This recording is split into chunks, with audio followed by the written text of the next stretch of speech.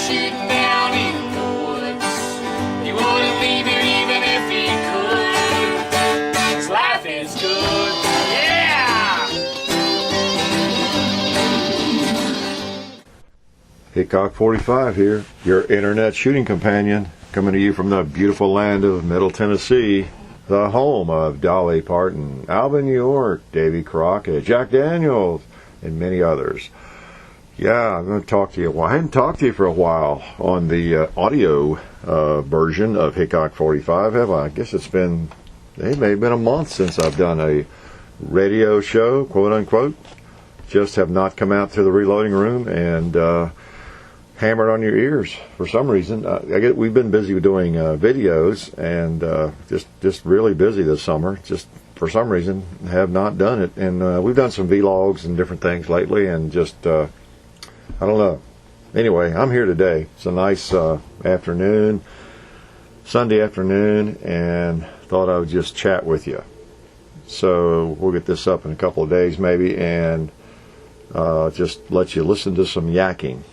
It has been a while. We'll talk about some of the guns we've been playing with lately this summer, and man, I don't know, all kinds of things. I do have a gun out here that I'll fondle a little bit during the show, and that's hard to keep from doing when you're in the reloading room. So we'll just go from there. Now, the gun of the show that I am fondling, this particular firearm happens to be, well, let's see, you listen. You can tell what type of firearm it might be.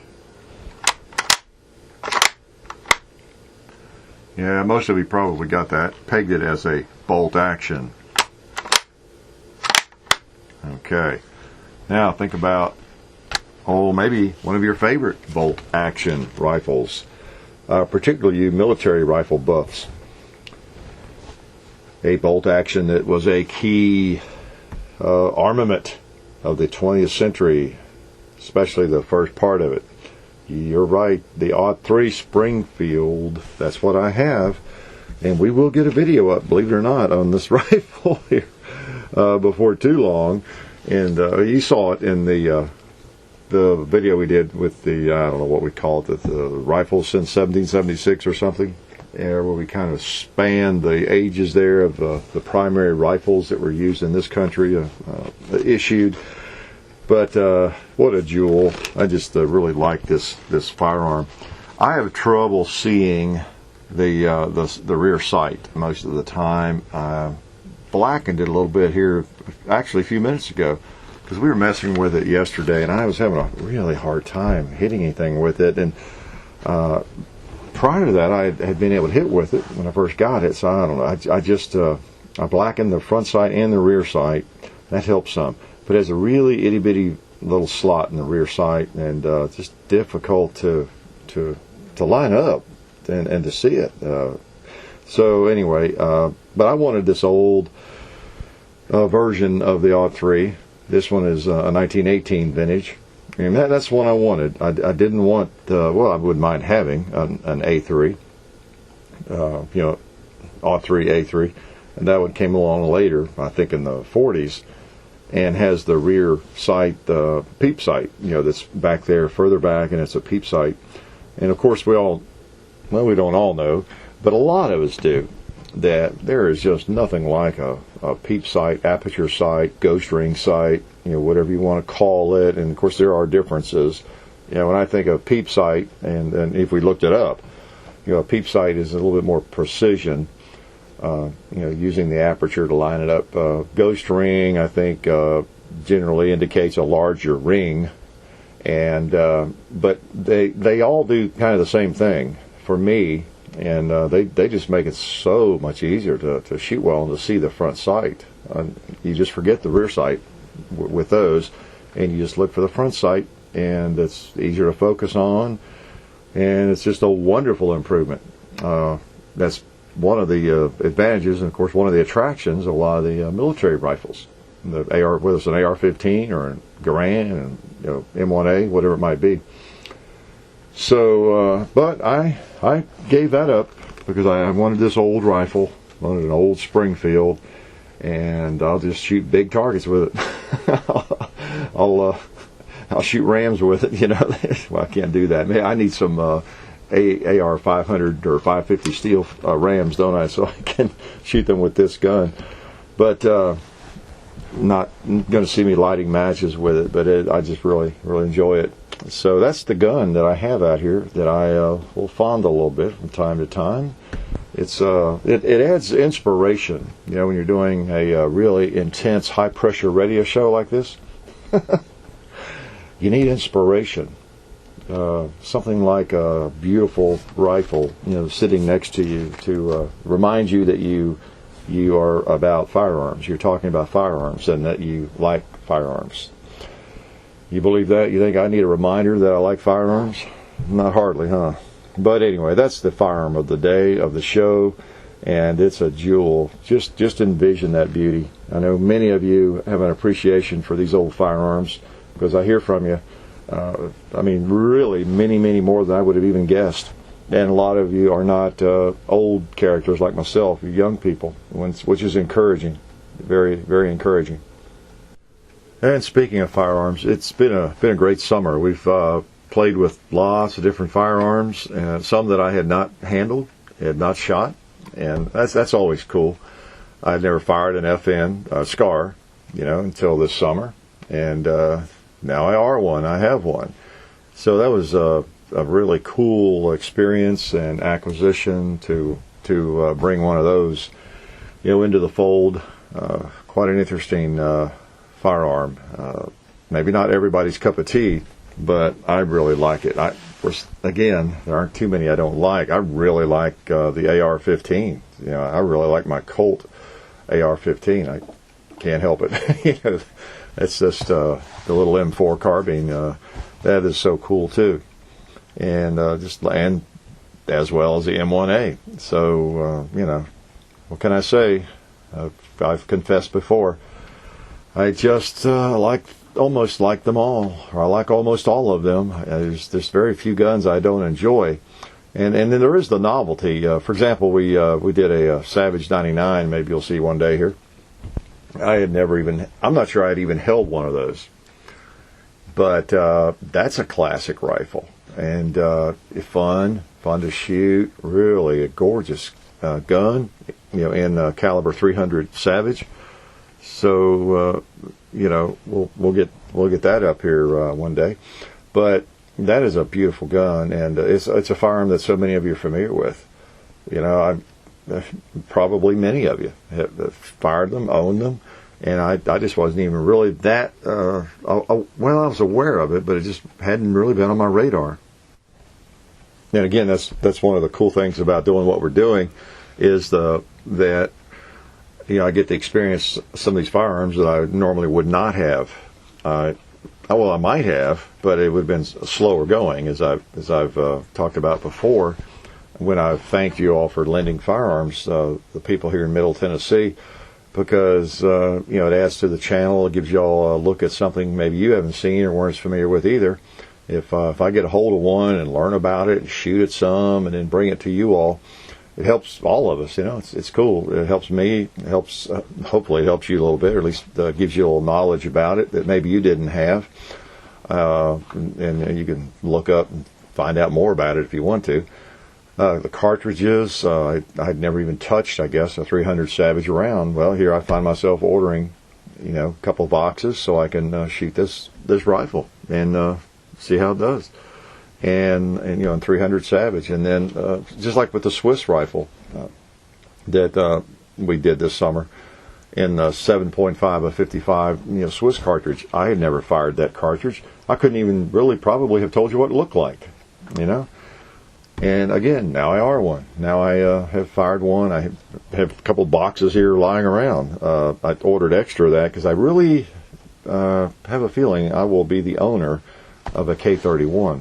And that's something we got our hands on too. You'll be seeing, not my own, but one that was lent to us. And I like that rifle. I mean, it's not going to replace my favorite rifles or anything necessarily, but they're not that expensive, and really an interesting firearm. And a potent cartridge just would be a neat bolt action to own and bring out every now and then. to plink with, and that's what I like to do. I guess a lot of you know me and think of me as that guy that, comes on to the video and just blasts the crap out of everything, lots of days, and especially if you're looking at a rapid fire video, one of those three, or you're, I don't know, shooting a Glock or a lot of the popular handguns, higher capacity handguns. I just like to shoot. They're fun. But you might suspect when I'm not doing a video, like today, for example, I have as mentioned, the .03 Springfield out. I'm very likely here, when I quit gabbing at you, just to grab a pocket full of rounds and just go hiking around the farm and take some pot shots at stuff. No, not my neighbor's cows, not a squirrel, dead stumps. I might run into a couple of steel targets, of course, around the farm, but just that kind of thing. And just and may not shoot but 10 rounds or 5, but just enjoy the firearm, the history of it, packing it around, taking a shot. I do a lot of that, not as much as I used to, just because we're so busy. A lot of the shooting I do now and the time is involved in the channel, of course. That's one of my favorite things to do. When I know a lot of you probably do think that, oh man, Hickok's at the range. He walks out the door and just start blasting, and I probably do that all the time. And I really don't. I don't know the last time I just grabbed a favorite Glock or CZ75 or SIG or anything and just went out on the range. John's not here, or even with John, but without cameras, what I'm getting at, and just dumped 5 or 6 magazines into those steel targets I shoot at all the time in video. And part of that is not because I don't like them. I'm just doing that as a major sacrifice for you all. No, I do so much of it in the videos that I don't really, I'm not driven to go out there and see if I can hit those plates. See how fast I can hit these plates, or see if I can knock down a ram. We do that, piddling around, but I don't go out there and just hammer away hundreds and hundreds of rounds, because I do get that opportunity in the videos.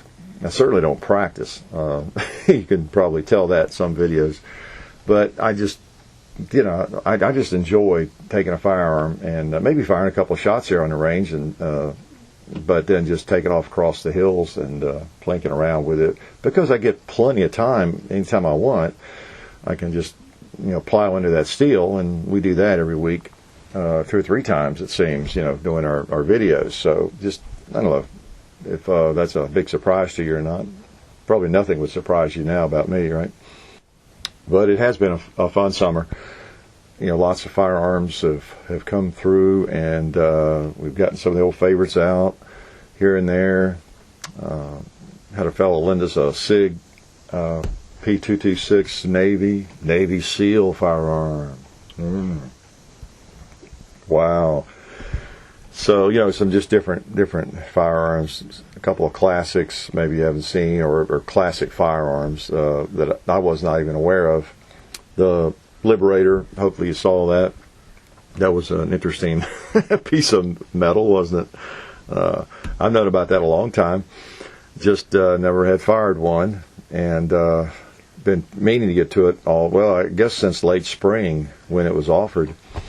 But just hadn't gotten to it, and I didn't want to take it. The guys up in Clarksville offered it at Tennessee Gun Country, and I just didn't want to take it if I didn't know when I'd get to it, that sort of thing. And then saw a window of opportunity here the last week of my vacation, so I just dropped in and asked if they were still offering that, and so they said yes. So brought it home, did a video, took it back 2 days later.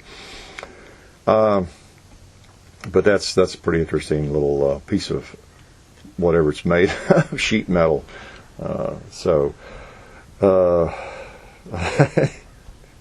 Interesting firearm, and it's interesting reading about it too. I would love to have been a fly on the wall when Eisenhower got 500,000 of those things shipped to him. That would have been a very interesting conversation he probably had with his top folks. Okay, guys, look what we got here. What do we do with these? Should we drop them? Where do we drop them? who came up with this idea? Do we think it's a good idea?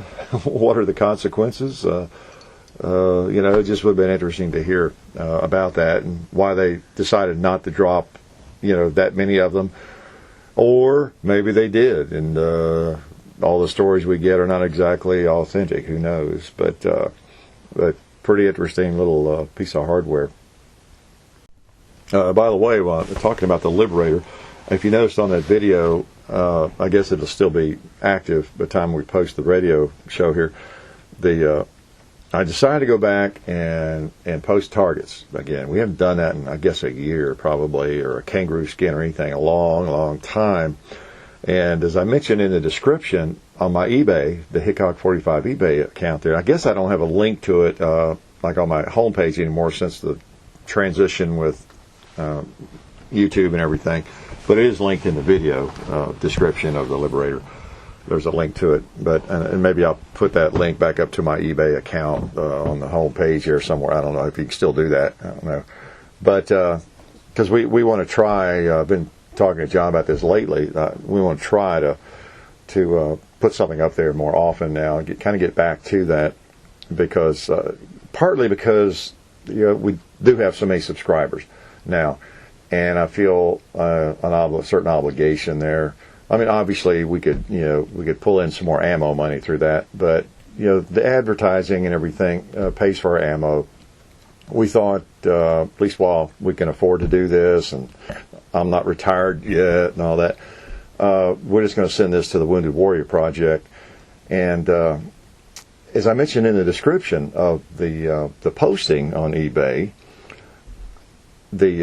it used to be when I'd set up or list something there, I would I could designate that 50% of it or whatever percent would go to like the food bank, because I've done that before with the Middle Tennessee Food Bank or whatever nonprofit agency that you want to designate it for, and then PayPal kind of takes care of that, and so which is all that's a nice feature, but it didn't do that. They've changed too on eBay. I hadn't listed anything in a long time, and so you can read the description in there. So I don't like that, because I always like everything to be totally out in the open about that sort of thing. But on this one, it wouldn't even let me take it back down. I don't know why. I was going to just delete it and then post it again after I went through all the help and everything, and I think I have it set up for my nonprofit charity preferences, and I think they will pop up the next time I post something. It better, that option. So, but anyway, on this one, it wouldn't do it. Wouldn't let me take it down, redo it. So, you're just going to have to trust me. We'll send the check. But, I don't know. I'm going to pay the shipping. I'll pay all the listing fees and everything. I just wanted to get started back at doing that. And hopefully that will be more seamless the next time we post a target. But anyway, the great organization, as best I can tell, and hope that some of you all are supporting nonprofits like that. But anyway, just to make you aware of that. I know I'm really funny about those kinds of things. I'm more paranoid than I should be, I guess. It's just that there are people that abuse things like that, and there's just nothing lower, really, in my book. And like I say, I'm too paranoid about that. I give you a little personal story. Several years back, I was helping with the Friends of NRA functions. We have auctions, and I worked with, I guess it was two auctions, and I was the treasurer, if that's what they call it. I forget what they called it now. But anyway, at these auctions, everybody would come up and just throw cash at you. So I'd sit at a table and my pens and calculator and everything kind of straight there. But you think you had it under control, but then people would start just swamping you with cash, paying for the things they had just bought. And it was my job to count all of that, keep track of it, and get it in the bank. Set up an account, for it and everything. And then it was a Friends of NRA account, and I was the treasurer. And I did a couple of those, and I mean to tell you, I could have stuck $1,000 in my pocket. Nobody would have known it, or 200 or whatever. There was no way to track it as fast as things happened, and it was just crazy. it was crazy. Donations, all this kind of stuff. And I gave up that position. I shouldn't have done it, but I just wasn't comfortable because there was no accountability. There was no way that you could, there was no way you could prove that everything was above board, or that, I come home, I got a pile of cash on the table. It was just, it ended late, and you just had to, it was just weird. I was flattered that I was trusted to do that, and whoever did it before me, I guess, whoever that was, and whoever did it afterwards and is still doing it. But I just, I don't know, it's just funny because it's my own little quirk, but I just would not continue doing that because of it was the nature of it. Now, they may have changed the system now, and it may be different, but this particular group, they trusted me to do the right thing. They asked me to be the treasurer, and I did it. But wow, I told them this is wild and crazy, and I wasn't comfortable doing that and everything. But I should have just been flattered. They trusted me and gone ahead and done it, I guess. But anyway, I'm a little weird about that kind of thing, and I don't even like this where on this posting where I'm going to have to just send a check. I'd rather it come out of the eBay, the PayPal, which is, they have all that set up supposedly, and I just couldn't get it right on this one. But anyway, I'm yakking about stuff that's not, I guess, that important. It's just that one of those things that, I like to keep it above board, and particularly on something like that. But anyway, the Liberator pistol, and that video was fun doing that, and I'm glad we were able to get our hands on that thing. Oh, one other thing on that Liberator. Speaking of money, a lot of people I noticed were just outraged that thing was $500 or $600. I guess maybe some of us ought to do a video on the economics. Really, you get right down to it. I've met the guy that made these things at gun shows, as I said in the video, and the last time I talked to him up at Louisville, I sensed he wasn't getting rich making these things. I think he was, I shouldn't say it, but I think he was winding down. I don't think he's making them now, and I think it just didn't turn into that profitable a thing for him at all. I inferred that at all. I think he lost money on that project maybe, but don't know, won't speak for him. Most of you know, with a little bit of age and experience, that you got to price something based on what it costs you to gear up to make it. You got a certain amount of research and all that goes into it, materials, the equipment, even for something like that. And then you have to project how many you're going to sell, so over a period of time, and so all that, I guess, determines how long it takes to get your money back, and you pay off loans if you have business loans, and whatever. Well, obviously, how many people are out there beating the bushes for one of these little replicas at any price, even at $75? Do you want one? Would I buy one for $80? Maybe not. They're very interesting to look at, but if I were wealthy, I might buy an original if I was a collector, and wanted a museum piece. But I don't know. I'm a gun nut, and I've not been driven to own one, to tell you the truth. So, I'm just not. If the guys that have this one up in Clarksville say, "Hey, I tell you what, we'll sell this thing to you for $300 or for $250, half price or something," I don't know that I want that thing. I don't know. It's interesting, but I don't know that I need to own it. You can't really shoot it. You show people, I guess. I don't know. But anyway, I think probably it's just not going to be a huge seller. And the owner of the company, probably knew that. He didn't expect to sell a million of these. Excuse me. I was trying to say, I'm sure this guy didn't expect to sell a million of these things, or 5 million of them. He probably realized, and I don't really know what his projections might have been. I have no idea. Those numbers are always a little bit of a surprise, when you're thinking of the entire world or the entire country. It's more maybe than I would expect, but still not a huge market for these things. How many gun shows or gun shops have you seen them in, So anything that's not going to sell a high number of units, whether it's a chair or a wrench, some specialty item, it's just going to be more expensive. You look at some of your reproductions. I mean, there are people who make reproductions of, my gosh, the Browning, the BAR from World War II, things like that, and they're like, what, $4,000 or $5,000? Well, now, if someone geared up, a major manufacturer, Ruger or Smith & Wesson or whoever, Colt, and said, we're going to start remaking the BAR, and they gear up to make 2 million of them, well, then that's going to bring down the price, of course, and maybe they can sell them for $1,000. I don't know. So, anyway, and I'm not an economics major or expert, but I know enough to know that that's a specialty, definitely a niche item, and and you still have to go through all the planning and everything, the research he did, and gear up to make the thing. And if you're not going to sell 1 million of something, you're only going to sell 1,000 or 5,000. That makes a huge difference in what you have to charge for it to recoup your money. So anyway, there were some probably teenagers and different people. Or there are those folks. They're just constantly negative.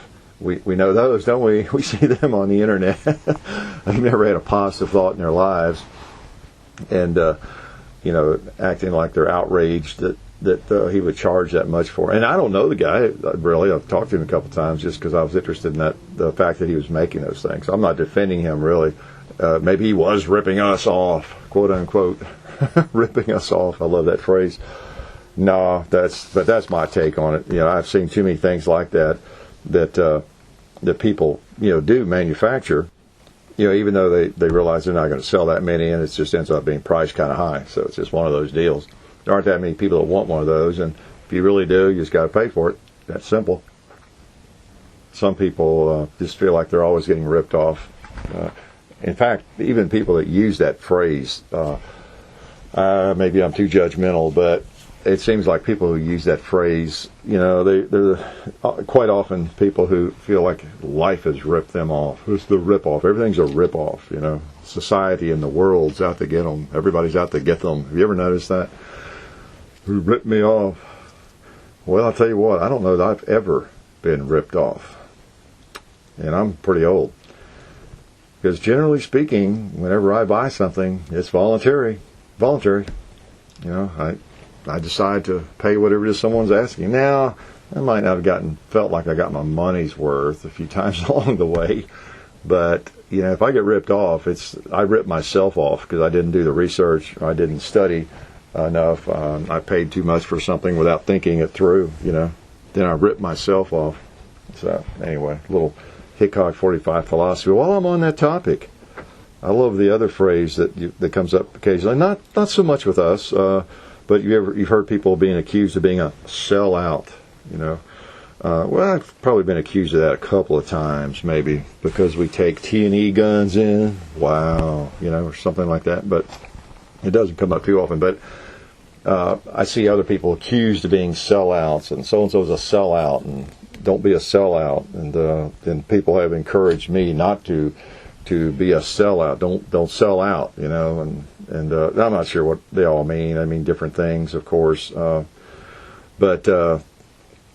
I know generally they don't want John and me to be in the pocket of Ruger or Glock or anybody, anytime, which we're not. We don't get any money from anybody. We get loaner guns that we either have to buy or send back, So the way that works. But my definition of a sellout, or of someone who uses that term, here again being judgmental, but 95, maybe 96%, maybe 98% of people who use that term, who are always calling somebody a sellout, so-and-so is a sellout, probably don't have anything worth selling themselves. Okay? That's a little Hickok45 opinion, maybe wisdom, maybe just opinion. But anyway, it's an easy term to throw around. If you don't have anything that anybody wants, then everybody else is a sellout, So we're all sellouts to some extent, I guess, by that definition. I hope you're a sellout. I hope you sell out to the company you work for. Whoever you work for, I hope you are loyal to them. I try to be. and if I am not, I should go somewhere else. If I can't support the people I work for, then that's not good. And you've seen people like that constantly running down the very company they work for, which makes them look stupid. Really makes them look pretty lame. What are you doing working for them? Go somewhere else. But so we do. We kind of sell out. We ride for the brand, as the cowboys said. If you're going to ride for the brand, you need to ride for the brand to a large extent. Not necessarily with blinders on and your eyes closed, but you should support a company you work for, pays your salaries, 99% of the time, So we all should be sellouts to that extent. But anyway, that term's thrown around a lot, and again, especially by people that have nothing worth selling, So kind of interesting to me. And while I'm talking about that, again, we've got a lot of new people. I don't know if they listen or if you listen to the radio show, the Yakking in the Reloading Room or not, but we do get test and evaluation guns, T&E guns, if we want them from, 4 or 5 different companies now.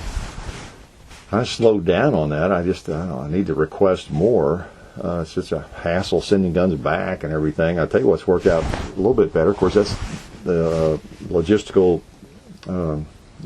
issue too, getting guns back. But a lot of people have lent us guns that live here in Middle Tennessee lately, and that's what I really prefer.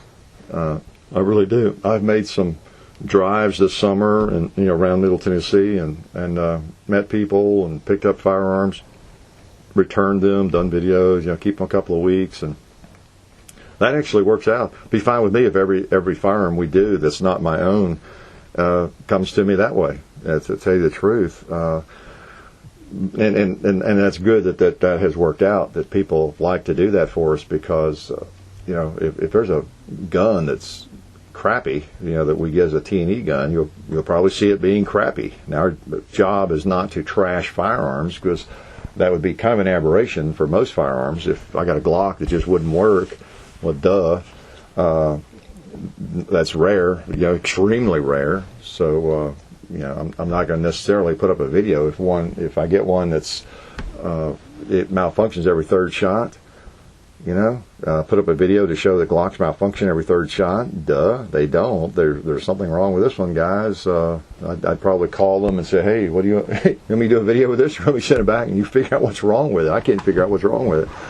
But now, if it didn't get fixed and the next 2 Glocks I got were like that, now you'd start seeing it in video, just like the little Diamondback. We had some problems with that little gun, the little DB, and could not get it to work 100% reliably, and so we put it up. That was a T&E gun. But that's the way that works. We're not desperate for T&E guns. We got along fine before them, and we'll get along fine without them, but it is a nice convenience. Brings, again, guns to you guys that you might not normally get to see, at least here at the compound. And we wouldn't get to put through the paces. We wouldn't, it would be slower getting to it. You might see it, but it would take longer for us to get to that particular firearm. So anyway, a lot of rambling on that. Sorry about that. Hey, you want to talk about motorcycles? Yes. You've seen me in a couple of videos with a motorcycle around, right? And not a lot new to tell you there other than that is John's, and told you in the what was it, the vlog about having taken the course, John giving me that as my birthday present and everything. I don't think I'm going to turn into James Dean, but they're fun. I used to ride some up in Indiana when I'd visit my cousin. These old Cushman scooters, I think they were, and they would fly, not like you think of a scooter, I think, but. So when I was a teenager, I used to have fun on those things, but I hadn't really ridden much since then, mainly mountain bikes, bicycles.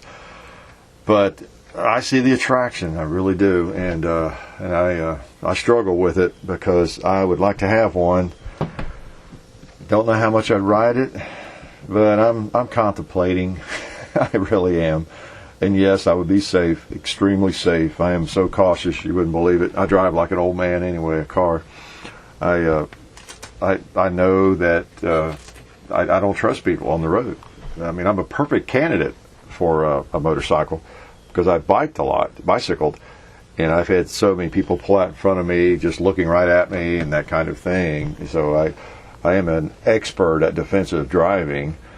I know they're all out there to get me. They really are, and that's the way you have to act if you ride a motorcycle, for sure, or a bicycle. And I don't know. I have a feeling I'll probably get one, and even if it's just to ride, back here on the country road a little bit now and then. I don't know. Think about it a while. I'm not going to get in any big hurry. Maybe this winter, take advantage of, the guys that, well, not to be crass, but there'd probably be some people in the winter that could use some cash and don't need the motorcycle, and it's 20 degrees. Somebody bought one, thought they'd like it, and don't or can't afford it, whatever. I know that Craigslist is supposed to be the place to buy a motorcycle, kind of like musical instruments.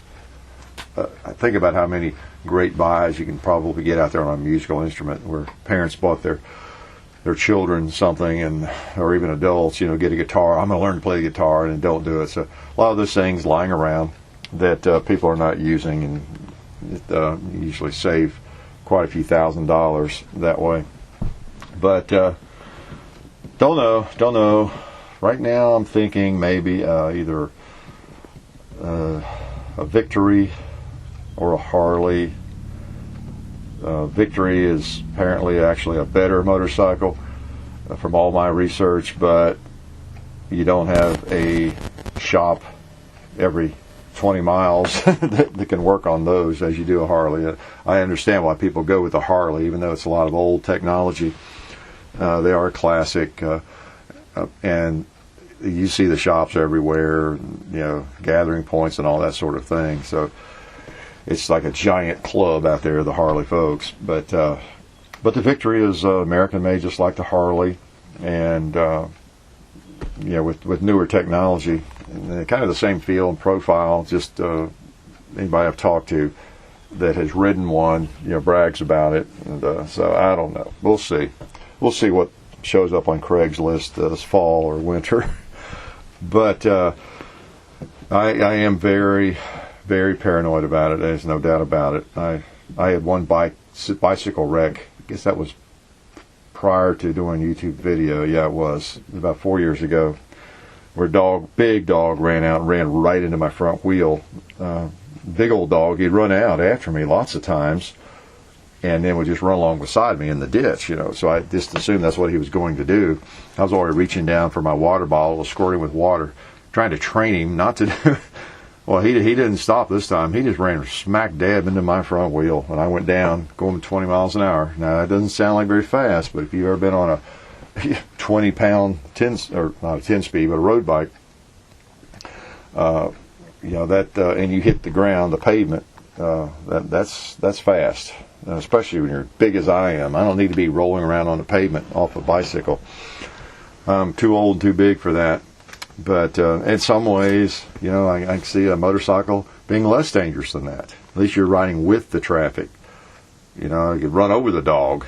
I love dogs, but dog wouldn't necessarily knock me over, and that kind of thing. And on bicycles, every car, of course, is a potential shark that's going to just run over you and not see you, coming up behind you. Even out here in the country where there's not that much traffic where I ride, whereas with a motorcycle you're riding along with it, so it's just a matter of them seeing you. It's mainly, I guess, at the intersections where they want to turn in front of you, or of course someone pulling out in front of you. That's where most of those accidents occur on a motorcycle. But anyway, they're great fun. It's just one of those, it's like shooting. There's a risk-reward ratio there.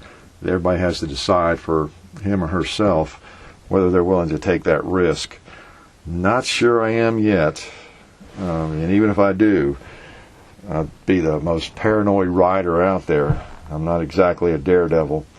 Mainly because I don't want to be in the hospital. You know, it's no fun. When I messed up my shoulder there, I mean, I was months before that felt good. I couldn't do my archery. I was big into archery at the time. You know, that had to go on hold for about 6 months or more, and you know, walking around with an arm in a sling for a few months and all that. So, but then again, who knows? My worst injury lately in the last 6 or 7 years was I just walking across the backyard and I slipped on a timber. It had been raining a little bit and it was turned off cold, and it was just a little sheet of ice early in the morning on a landscaping timber out here that I was used to just putting my foot on and going on up through the yard. Well, I put my foot on that thing and my face was in the dirt before I could even spit. I mean, you know how it is when you fall on ice or something. I mean, there's no catching yourself. I was just, bam, fell against my arm, pinned it against that timber and shattered it and everything. And one of these days I'll show the x-rays so you didn't realize I was a bionic man. Actually, I have, 17 screws and titanium plates in my left arm. I really do. I'm the bionic man. But yeah, it's no fun having those kinds of accidents and those sorts of things at all. But of course, it can happen just like that. And during that period of time, I did learn something about how to load a magazine, how to load a semi-automatic pistol, you know, with one hand, and it was instructional. I'd rather have avoided it, but I did learn a little bit about how to manage my firearms. I didn't really slow down shooting, except for a few days maybe. So anyway, life is full of risks. While I'm yakking and boring you, thought I'd say another word or two about the YouTube gathering we had. That was a lot of fun, and as I mentioned there and everywhere else, that was just kind of a random thing, and had a few people over, some folks I know from YouTube that I like. We can't do that very often. Nobody was meant to be excluded and all that. It's something that we're noticing, of course, on the channel, that this is a little bit of inside baseball. Of course, a lot of you all obviously do videos and you have YouTube accounts. It just changes the dynamics of it when you get 20, 30, 50, 100,000 subscribers. We've seen it change at each step. And it's interesting, the people I know who have grown, and hearing them talk about some of the very same things that we've noticed. And we're up there now where it's just a different kind of world, and every little thing you do, you have people second guessing you, and you have people. We're like this huge magnet for promotions, and you can imagine that. Speaking of marketing and everything, we are this incredible magnet for promotions of all kinds, just because of the activity. And we try to really minimize that, and delete those kinds of things so it doesn't be. Partly, I mean, obviously, it's not going to be a big deal if a couple of comments post up somewhere about somebody, hey man, go buy something from my website or whatever it is, or watch my video on this and buy this or whatever.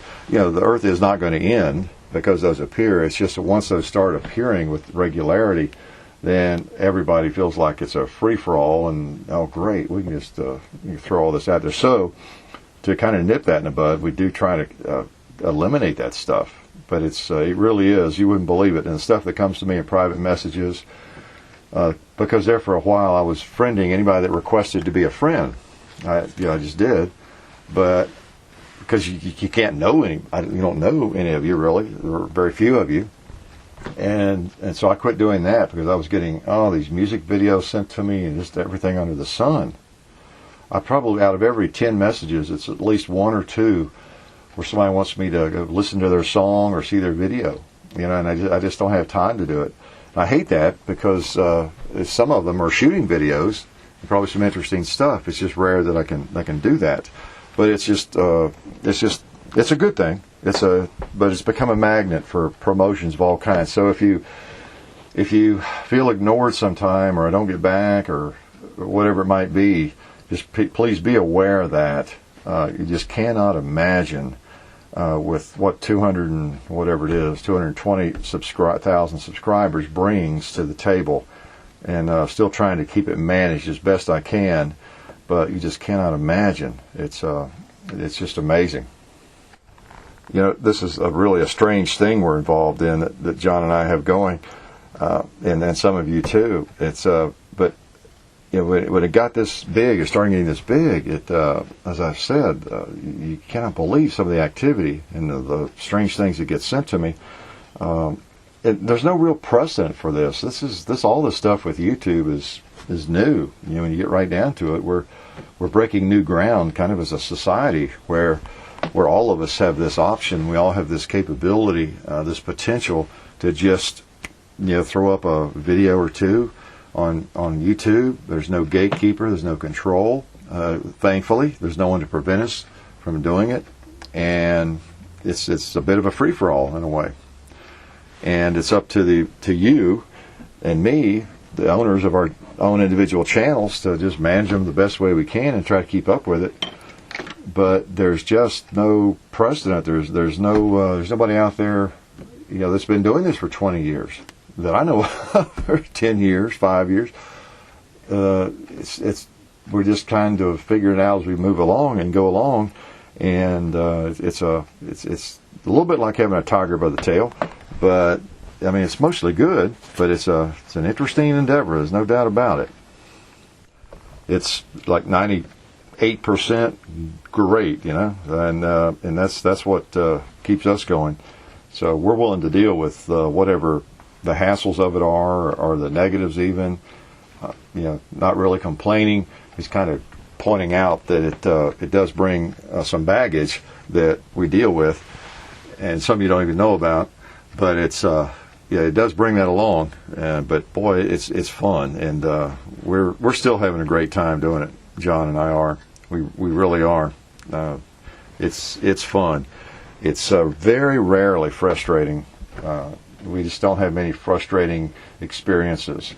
On rare occasions, you know, with something about a video, and that's only because we maybe are excited about a firearm or a video that's going to be great or something, and I don't know, something that go right maybe, but that doesn't happen very, very often.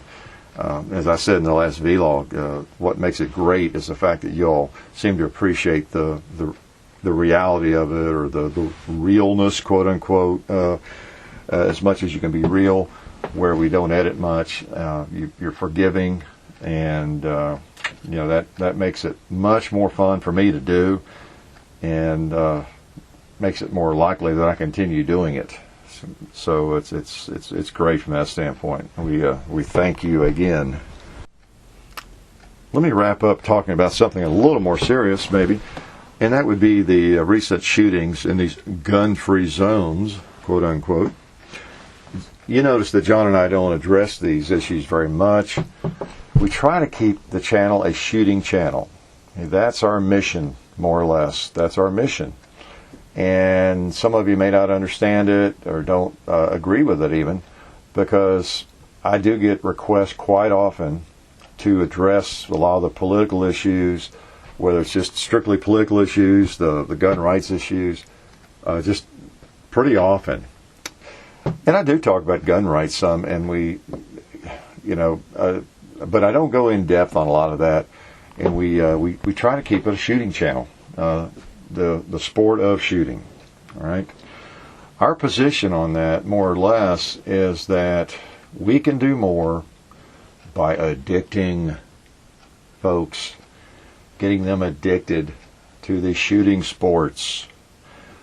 So many people. Talk about the Second Amendment, 80% of the time, and spend a lot of time preaching to the choir, just in general, shooters and everything, but they're really preaching to the choir most of the time. And, that might have some effect, but we just don't want to waste our time doing that. We'd rather be just making good videos, and videos that help get people into shooting and appreciating how much fun shooting is. If we could get everybody shooting, I mean, think about it. How many people are wandering around out there that just haven't even thought yet about the Second Amendment or gun rights. So many people already have their opinions, and even if they're on the fence, they're not going to be influenced to, change their opinions probably just because of something that I say. But if we can get them to a range, get a firearm in their hands, and let them, see how much fun it is to shoot, and more importantly, why it is that we are all shooters, and just experience the joy of it, then that light bulb's going to go off. If these people that are out there who read the papers daily but have never been shooting, and obviously they're going to be a little bit more receptive to some of that anti-gun rhetoric, aren't they? But if they've been to a shooting range multiple times, they have relatives who shoot, they just experience the fun of it, the joy of it, that they understand, they get it, and they're not going to want to have their rights restricted. So that's, John and I feel like we do more good right there. That's the role we play, more so than preaching about politics or gun rights. We may do a little of it, but that's just where we stand. So please don't anybody accuse us of not helping out the Second Amendment. We feel like our channel does exactly that, the way we approach it, and I think most of you see that. But we do stay away from a lot of that. But on these gun-free zone shootings, I don't know, I could talk about that a little bit. It's always bothered me that there are places like that where these wackos know they have, innocent, unarmed, helpless targets. That's just a bad situation. Anything that we can do to remedy that is definitely for the good.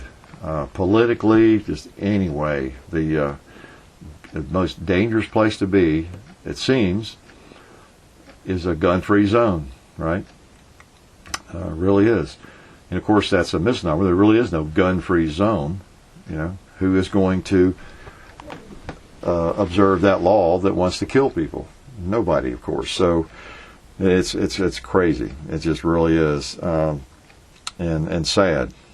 So I don't know. It's one of those things that just needs to be changed as much as possible. And the more of us that are involved in the shooting sports, the more of us that have common sense, that vote for the people who respect freedom, will go a long way to help that, I think. So I don't know, anything you can do in any of those places. I mean, think about the gun-free zones that are out there that are not necessarily on our radar yet. We have a church, temple. We've had church shootings. Now we have a theater shooting. These are all gun-free zones. There's a lot of other gun-free zones out there where there are a lot of people sitting around like sitting ducks, and we know what they are. I don't even want to mention them, and it's just not a good situation. So not anything that you or I can do about it in a hurry, but we can definitely raise the consciousness of people by doing just what we do the right thing, and not be afraid to let people know that you are a shooter, and I think probably bringing up how dangerous gun-free zones are. A lot of people don't think anything. A lot of our population they think in terms of, these is dangerous theaters. Oh, we really got to keep guns out of there, or malls or the church. We should really we need stronger restrictions and just make sure we're keeping guns out of there. Well, obviously that's not going to work. Duh. That's not going to work. Some crazy with a gun, does he care what the sign says? Does he care what the law is? Does he care what where guns are supposed to be or not supposed to be? Of course not. We just need to remind people that the gun-free zones are dangerous places, or can be very dangerous places, because there is no such thing as a gun-free zone. It's really only gun-free for the honest people, right? So anyway, I don't know. I don't have any answers for it. It's frustrating, and I don't come up with videos about it and all that, but it is something that anybody who shoots, anybody who is a supporter of the Second Amendment, can't help but just feel really bad about when these things happen, and also be a bit perplexed and frustrated that it can even happen. That I don't know. I'd sound like a radical, I guess. We almost need signs at the door of these places that please bring your gun. Guns welcome. I don't know. I was telling John, maybe what we need to do is at every theater and places like this, we need to give free tickets to concealed carry holders or maybe off-duty policemen. If you come armed and you're an off-duty policeman, you get in free. But we need more than that. Maybe we have designated people who have demonstrated a level of responsibility. I don't know what that would be. Just anybody with a carry permit, or that wouldn't go so well. We want everybody to have a carry permit, don't we? So we'd be giving free theater tickets to everybody. But I don't know. Maybe there's another level of training that a person achieves, and if you go through another 80 hours of training or something beyond your carry permit qualification, which is really not much training, that you get a special card. You're a level 3 gun carrier, which puts you on the level of at least an off-duty policeman. They might have to do the same thing, take the same training. I don't know, because it's easy to carry a gun. A lot of people, it's not hard to get a carry permit, is it? There's no real training that's involved in that. But maybe there's a level of training that the people who achieve that or take it, then they get a special card, and they get free movie passes. They get discounts at the mall. They, I don't know what you do about the churches, but the churches that could take care of that themselves. I know people who carry at church for that very reason. That close friends have told me that, oh yes, they definitely carry at church, and there are other people there carrying, and we know who we are and all that sort of thing. So I think a lot of churches have already taken care of that. But some of these other public gun-free zones, somebody needs to come up with some ideas for that, and I'm not sure what it is. But I'm as frustrated as anybody, and more so maybe. Because I work in a gun-free zone, and I'm just like everybody else. All I've got is a desk to throw at somebody, or a book, or might find a random ball bat or something. But I'm just like all the other helpless characters out there in gun-free zones. So I definitely have thoughts on that topic. Believe you me. Well, I think I did more rambling today, so I'll give you a break and shut up here.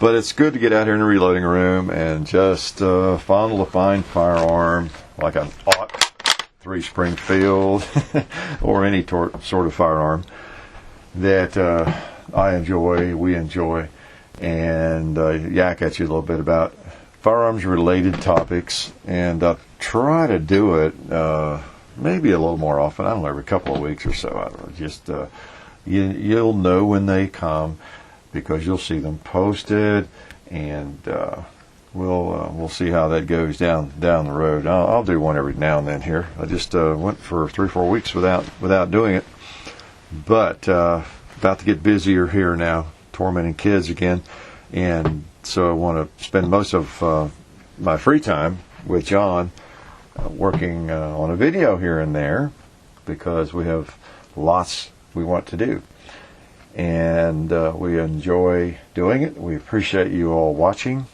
and please continue helping out posters, comment posters that have questions, because I can't get around to everybody. I don't even try, in comments. I've said for 3 years, you need to send the question to me, private message, if you have a question.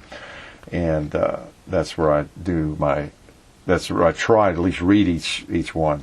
I get hundreds a day, but I try to read each one. I do read each one, and then answer most of those. Just depends if it's something, and I've lost that, whatever you would call it, on my other channel before we changed the format, where I had a list of things that I answer or don't answer because I can't answer and whatever. But I encourage people to look at the FAQ videos and that sort of thing. And you don't see the PMs, but if you send one, please make it a very clear question and fairly brief. Make it easy to see what the question is. As I get a lot of questions that are written just the way we would talk casually, like you and I might talk if we were standing here chatting with each other, where it takes a while to get to the question, beating around the bush. I can certainly relate to that.